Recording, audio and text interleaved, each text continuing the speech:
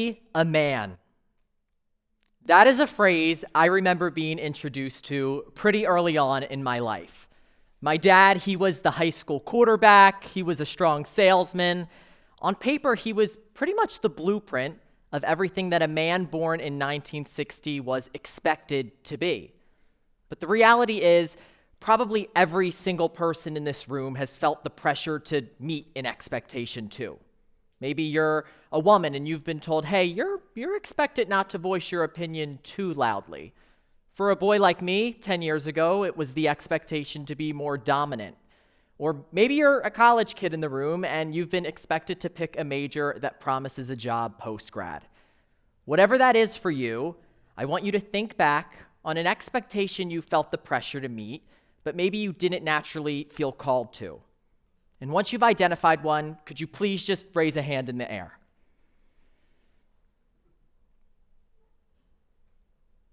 Everybody take a look around.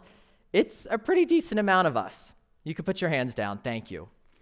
I remember being about 10 years old, standing on muddy green grass on one of those fall mornings where your cheeks are icy and you're running off the energy of an oat bar you ate in the car before flag football practice. The ball, it flew toward me, my hands flung up, and I actually caught it. It's the only touchdown I ever scored, and I don't mean that season, I literally mean ever. And I recall this roar that came from the parents section, right? It initially felt really good, but it was also the first moment I remember something feeling slightly off. Because the applause, it wasn't for who I naturally was, it was for who I was expected to be. And that mismatch between who we are and who we think we need to be is what I want to talk about today.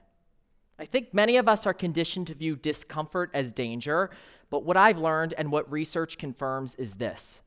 Discomfort is not the real threat. Self-abandonment is. And that poses a question for everybody here today. Will you abandon yourself to belong, or will you belong to yourself? When we abandon ourselves to belong, it may seem to soothe us temporarily, but I ultimately believe it's quietly eroding our well-being, our leadership, and our individual potential. So here's the shift I'd love to offer you. Begin to belong to yourself by practicing 3 things. 1, seek discomfort. 2, master alignment.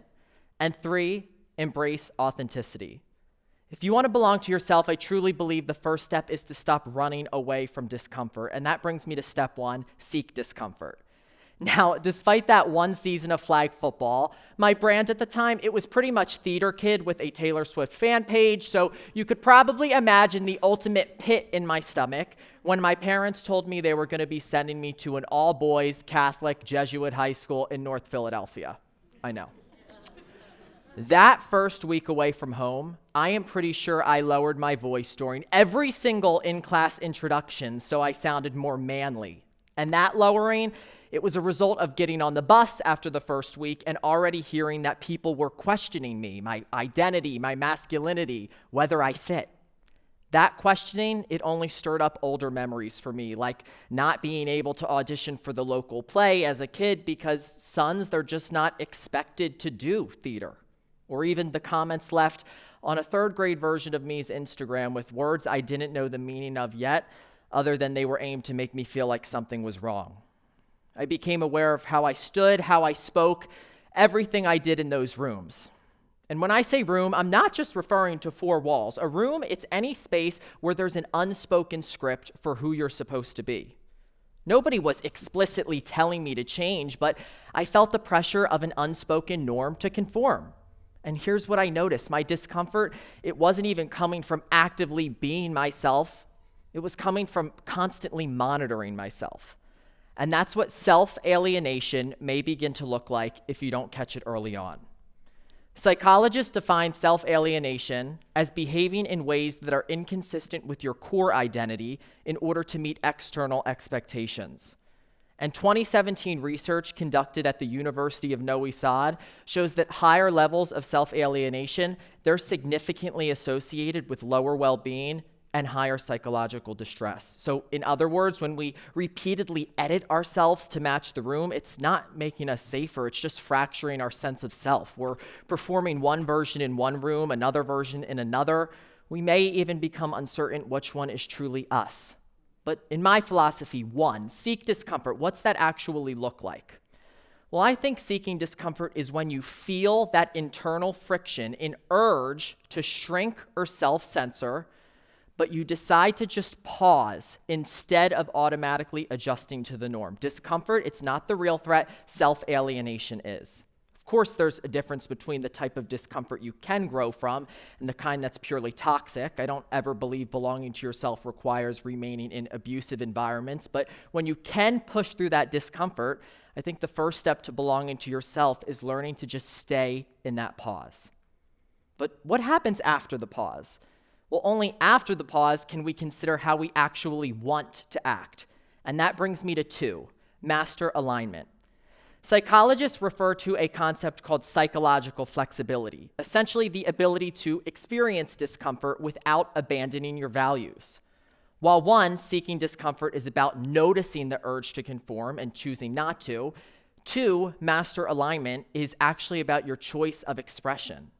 Alignment, it's when your behavior matches your values, even when the room doesn't.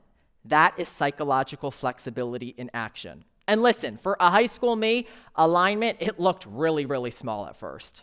Just like my dad was the all-star quarterback, Friday night lights at my high school, they weren't just a school event, okay? They were a symbol of masculinity and pride and everything that a real man was supposed to be doing. And let's just call it what it was. You know I wasn't on that field. I was going to a Friday night vocal lesson.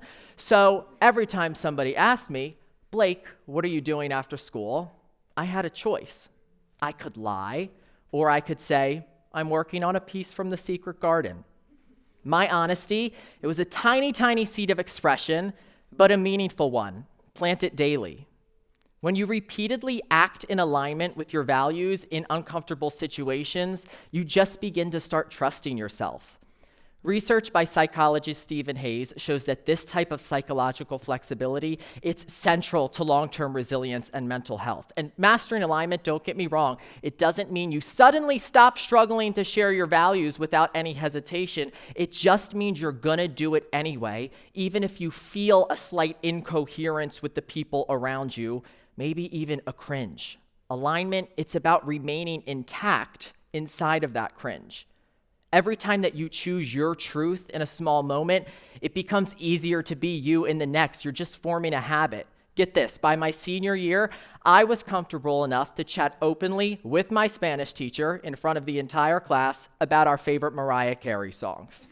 I know, it's pretty good. 3rd and finally, embrace authenticity. After you repeatedly pause and you repeatedly act in alignment, something is going to start to stabilize. Authenticity, it's going to feel a lot less like a threat and a lot more like a baseline. And to me, embracing authenticity, it just means fully surrendering to the reality that being someone else will never be an option. An example, I remember walking into my first class of the Questrom Core competition here at Boston University's Questrom School of Business. It's a semester-long project where teams are put into groups and they're challenged to build a product and a business model from the ground up, comprehensively. I walked into that room knowing for a fact that most of the students, if not all of them, they understood financial modeling and business principles a little bit better than I did, but what I knew about myself is that I could pitch, and I could do it decently. For years, I had treated my theater background as something separate from leadership, but that semester, I leaned into it. I helped shape our pitches like performances. Some team members stepped center stage, others carried the analysis. We all used our individual gifts, and we moved like a theatrical ensemble. Out of 90 teams, we placed first. Here is the irony of authenticity. Those parts of you that feel least aligned with the socially approved script, they're always going to be the ones that create your edge. When you stop walking into rooms wondering, oh my God, do I belong here? I don't know. And you instead start asking yourself, what can I uniquely bring here that nobody else can? You are going to change your stance entirely. Because let me tell you, any form of belonging that requires even the slightest bit of self-erasure, It's not belonging, it's just conformity. You might be asking yourself, all right, Blake, we get it, but like, why does this really, really matter? Well, it's not just personal, it's a strategic leadership advantage. Research on authentic leadership defines an authentic leader as one driven by a strong internal value system, or maybe what some scholars would refer to as an inner compass. These leaders, they're respected and they're perceived as more trustworthy, fostering stronger engagement from their teams. Those very organizations built on trust and alignment consistently outperform those built on conformity.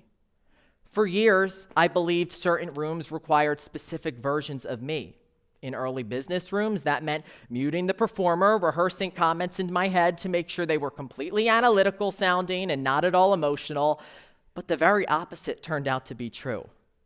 Those exact traits that you've been tempted to minimize, they're often going to be the traits that differentiate you.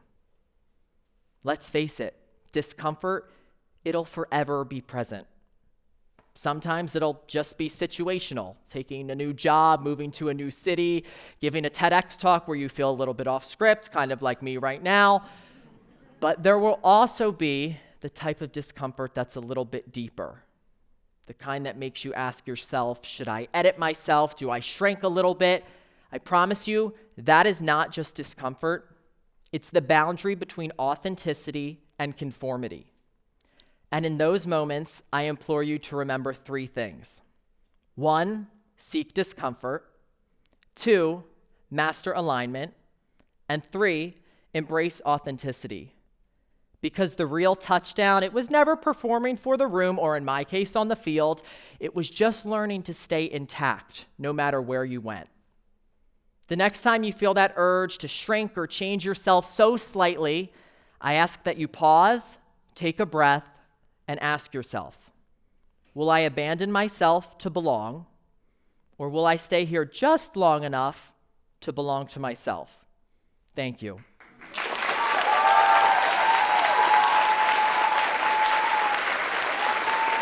Thank you.